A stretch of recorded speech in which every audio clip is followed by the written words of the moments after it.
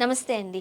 విజ్ఞాన్ గారు. ఈ మధ్య కాలంలో దీపికా పదుకొనె గారి సంఘటన తర్వాత అంటే సందీప్ వంగకి, దీపికా పదుకొనె గారికి ఒక ఇష్యూ నడిచిన తర్వాత కొంతమంది హీరోయిన్‌ల పేర్లు తెర మీదకొచ్చాయి. వీళ్ళు కోట్లు, కోట్లు రెమ్యునరేషన్స్ తీసుకుంటారు. బట్ ప్రమోషన్‌లో భాగం కారు.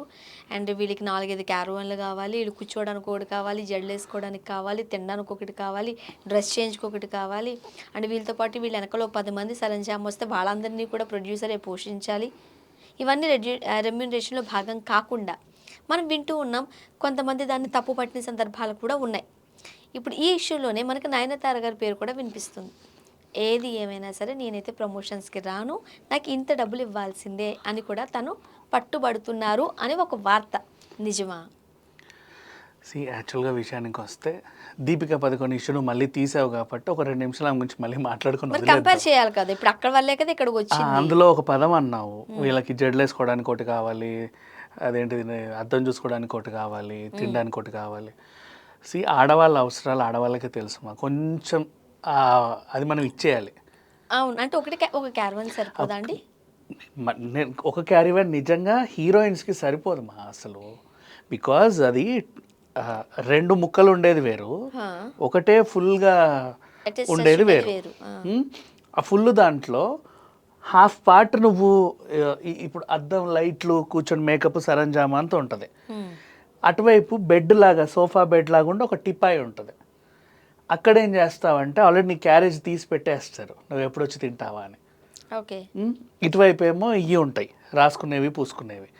ఇప్పుడు ఈ రాసుకునేవి పూసుకునేవి ఏవైతే ఉన్నాయో నువ్వు బట్టలు మార్చుకునేటప్పుడు ఇటు అదంటిన ప్రాబ్లమే, ఇటు ఇదంటిన ప్రాబ్లమే.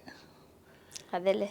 సో దానికోసం అని చెప్పేసి వాళ్ళకి ఇంకోటి కావాలే కానీ కంజెస్టెడ్గా చేసుకోమంటే చేసుకుంటారు. కాకపోతే పొరపాటున ఏదైనా జరిగితే ఈ డ్రెస్ వాల్యూ ఎంత ఉంటుందో నాకు తెలియదు, ఆ రోజు ప్రొడక్షన్ వాల్యూ మొత్తం సర్వనాశనం, డేట్స్ అన్ని సర్వనాశనం. అంటే ఫుడ్ ఎప్పుడు అక్కడే పెట్టేసి ఉంచారు కదా. ఇప్పుడు చాలా మంది ఆర్టిస్టులు ఉంటారు, క్యారవాన్లో ఒక హాఫే ఇస్తారు, లంచ్ టైంలో ఓపెన్ చేస్తారు, హీరోయిన్స్కి ఫుల్ హాఫ్ ఉంటుంది.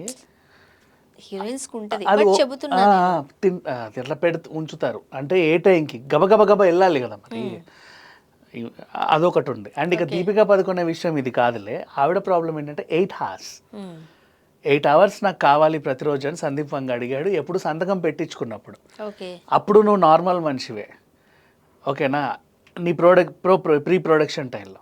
ఇప్పుడు నువ్వు ఒట్టి మనిషివి కాదు, ఒట్టి మనిషి అంటే ఆల్రెడీ డెలివరీ అయిపోయిన మనిషివే, నీకంటూ బేబీ వచ్చింది.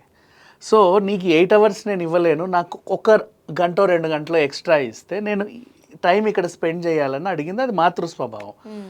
దాన్ని ఒక పెద్ద మనసుతో అర్థం చేసుకోవాలి కానీ లేదు కూడదు నాకు ఇంత ఇచ్చావు అన్నట్టుగా సందీపంగా వెళ్ళాడు. ఈ 8 గంటల గురించి అయితే నేను దీపికకు సపోర్ట్ చేస్తా, కానీ ఇక్కడ ప్రాబ్లం కూడా దీపికది కాదు, సందీప్ది కాదు. ఈ కూడా వచ్చే వాళ్ళు ఉంటారు చూసావా, మధ్యవర్తులు, బాలీవుడ్ పిఆర్ మరీ దారుణంగా ఉంటారు. నీ దగ్గరకు వచ్చేసి ఇప్పుడు అట్టయితే మా మేడం చేయదు అంటే చేయకపోతే చేయకపోమను, ఎవడికి కావాలి, నువ్వు అన్నావు అనుకో, చేయకపోమను ఎవడికి కావాలన్నాడు మేడం. అదేలే. ఏది ఇప్పుడు బాహుబలి ఎగ్జాంపుల్, మళ్ళీ కుంతల రాజ్యం ఉందా, హలల కుంతల, అక్కడికి ఈవిడ పంపింది సరంజామాని. ఆ తీసుకెళ్ళినోడు నీ బతుకెప్పుడని ఇలాంటివన్నీ చూసావా అన్నాడు. అన్నాడా? వాడాలి అనాల్సిన అవసరం లేదుగా, వాడాలి అన్నందుకు మండింది ఈవిడికి. నువ్వు అదే తీసుకొచ్చి ఇలా పంపారండి, ఏమనుకోకపోతే ఒకసారి రండి అంటే అయ్యో సరేనండి వస్తాను లేకపోతే రాను ఉండేది. నీ బతుకెప్పుడని ఇంత చూసావా అంటే ఏం మాట్లాడుతున్నావు, ఈ కత్తికి తాళి కట్టి ఆడికే పంపు రిటర్న్ అనింది. నువ్వు అది తీసుకొచ్చి నేను ఇట్లా అనిందని చెప్పావు, ఈవిడకి మండింది. ఇంత కూడా మధ్యవర్తుల వల్లే. నయనతార ధనుష్ విషయంలోనూ కూడా మధ్యవర్తుల వల్లే. వాళ్ళిద్దరికి నిజంగా ఇప్పటికీ నాకు తెలిసి ప్రాబ్లం, వాళ్ళు మాట్లాడుకుంటే సాల్వ్ అయిపోద్ది. ఇప్పుడు వచ్చిన కొత్త సమస్య ఏంటంటే ఇప్పటి వరకు మేము ఇంతమంది ఇంత పెద్ద వాళ్ళం అడిగినా కూడా నువ్వు ప్రమోషన్ చిటా అన్నావు. ఇప్పుడు నిన్న కాకుండా వచ్చాడు డైరెక్టర్, సరే 4 హిట్లు కొడుతున్నాడు కాదన్నావు, పిల్లోడే, వాడు వెళ్ళి అడిగితే అంత పెద్ద ప్రమోషనల్ వీడియో చేసావు నువ్వు, పైగా ఎక్కడికి పిలిచినా వస్తాడు అంటున్నావు, అట్టెట్టా అని అడిగారు. ఎంత ముట్టిచ్చిందో ఎంత తీసుకున్నావో అంటున్నారు. సరే ఒక నిమిషం, అదే అనిల్ రావు ఇప్పుడు మరి విజయశాంతి గారిని కన్విన్స్ చేశాడు ఇన్నేళ్ల తర్వాత. ఎవడు చేశాడు కన్విన్స్? మరి ఎంత ఎంత ఎంత ఇచ్చావు విజయశాంతికి? డబ్బులు తీసుకొని పనిచేసిందా? అలా డబ్బులు తీసుకుంటే విజయశాంతికి ఇచ్చే వాళ్ళు బోల్డ్ అంతమంది ఉన్నారు.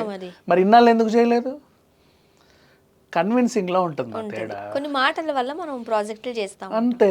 ఇప్పుడు నువ్వేం నయనతారకి ఎక్కడ మండింది తెలుసా? హీరో గారండి, మన హీరో గారికి ఎంత మార్కెట్ ఉందో, హీరో గారి మార్కెట్ 10 సార్లు అన్నావు. విన్నా మేడం ప్రమోషన్స్ హీరో గారి మార్కెట్, టికెట్లు దిగేది మీ హీరో గారి మార్కెట్ వల్ల, నా వల్ల కాదు కదా. నేను వస్తే ఎంత రాకుంటే ఎంత, ఊరికే పని లేకుండా వచ్చి ఇట్లా కూర్చోమంటే నా వల్ల కాదు. నాకు ఇంపార్టెన్స్ ఉంది, నీ వల్ల టికెట్లు దిగుతాయి. అసలు నువ్వు ఉంటేనే సినిమా చూస్తానంటున్నాడు అని చెప్పు, నేను వస్తా. ఎంతసేపు నువ్వు నటించిన సినిమాలన్నీ కూడా బాబు గారు టికెట్లు దిగుతున్నాయి అంటున్నావు, కానీ నా దగ్గరికి నువ్వు ఎప్పుడు రాలా. కరెక్టే. నేను రాను, నాకు ఇంపార్టెన్స్ లేని చోటికి నేను ఎందుకు రావాలి అని చెప్పుకొని రాలే తను. నయనతార మీద ఇప్పటివరకు ఉన్నవి ఒక రూమర్, ఒక కంప్లైంట్ అంతే. అదేలే. ఒక రూమర్ ఏంటి, ప్రమోషన్స్కి రాదు. ఎందుకు రాదంటే తనకి ఆవిడ దగ్గర పర్ఫెక్ట్ ఆన్సర్ ఉంది. నువ్వు హీరోలతో సమాన హీరోయిన్ చూడు. ఇది చిరంజీవి గారు నయనతార గారి సినిమా అనవు నువ్వు. చిరంజీవి గారి సినిమా, హీరోయిన్ ఎవరు? నయనతార. అంతేగా, అట్లా అనవే. మరి అలా అనప్పుడు నేను ఎందుకు రావాలి? ఇది నయనతార గారి సినిమా అని కూడా చెప్పవు కనీసం.